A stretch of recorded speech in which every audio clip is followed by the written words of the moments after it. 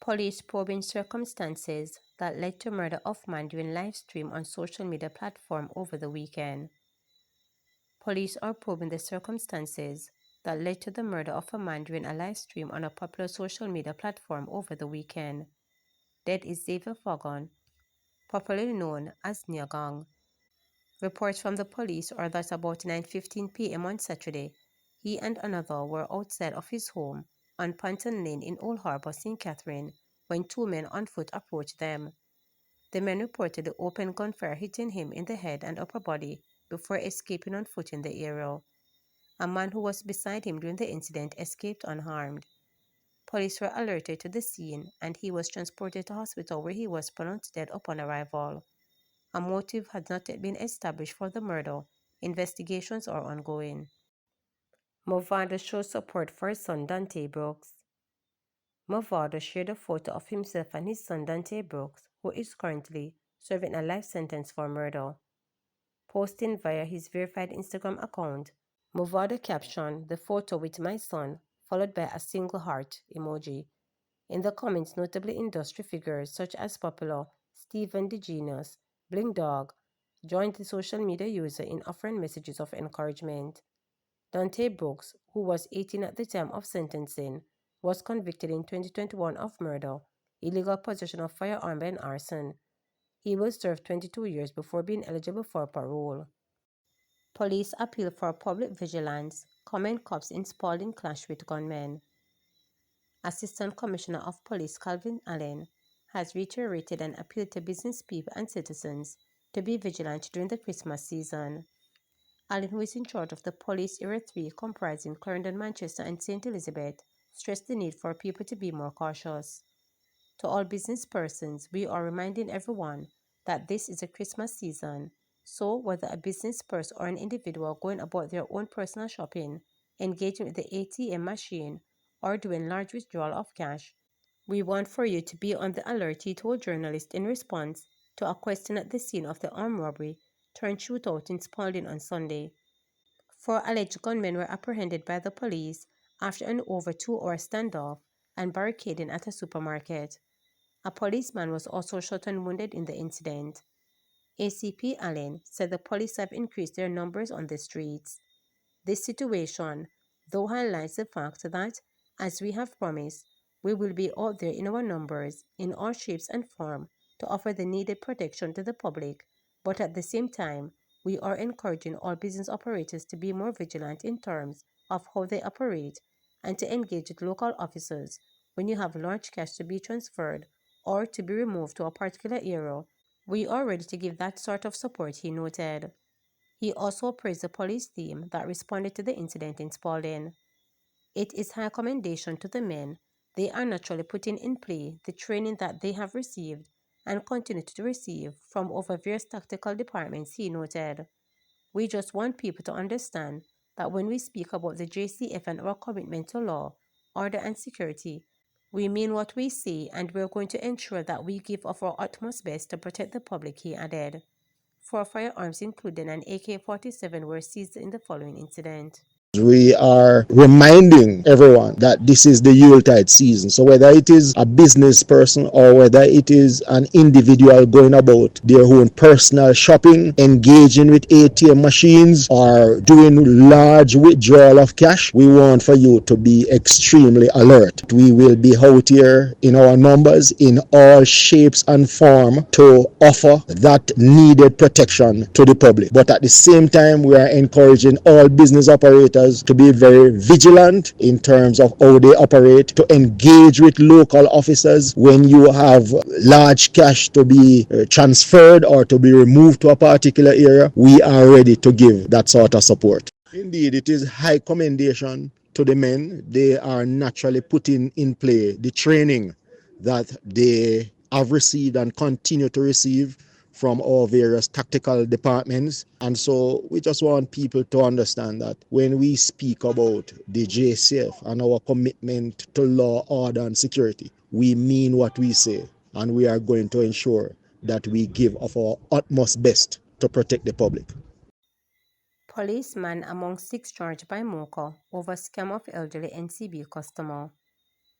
A policeman, a security guard, and a sales representative of the telecommunication company are among six persons charged by the major organized crime and anti-corruption agency MOCA in relation to operations last week in connection with the multi-million-dollar smishing scheme of an elderly National Commercial Bank customer.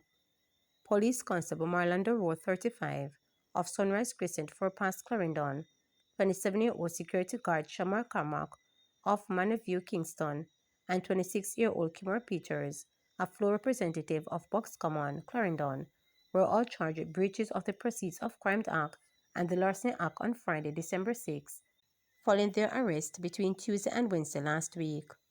Also charged are 31-year-old electrician Lemar Rodney of Miller Lane, Old Harbour St. Catherine, 34-year-old Denise Simit, customer service representative of Old Hope Road, St. Andrew, and 27-year-old Zoan Foster, a cashier of Top Hill District Junction, St. Elizabeth.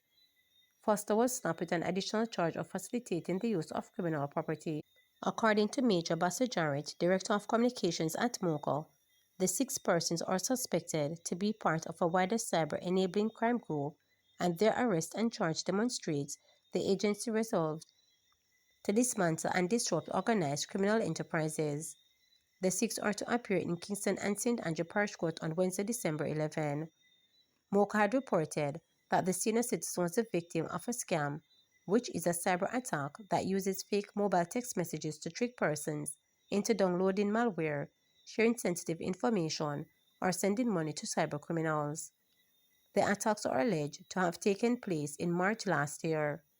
The persons arrested and charged are believed to have stolen US $45,000 and $7.4 million and distributed the funds to a number of beneficiaries using a sophisticated scamming, Mocha reported. As satisfied as we are that we managed to bring these persons to justice, it's important to understand that our work isn't finished. We believe that the individuals are part of a wider criminal syndicate that preys on unsuspecting persons, and so our work isn't done. The investigation actually continues.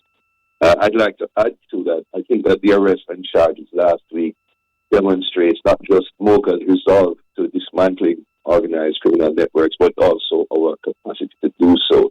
Cyber crimes are very difficult to track, and so whenever you make a breakthrough like this, you really ought to be happy. But what's interesting is just over the weekend we saw another online scam circulating involving, I think it was a WhatsApp message that was inviting persons to click on links. We are aware of this. We're tracking this. We're asking persons to be very careful what they do over the Christmas period. But we're also sending a warning to the persons who are involved, who are perpetrating these crimes, that we are onto you, and it's just a matter of time. Farmers urged to use fertilizers carefully for soil health.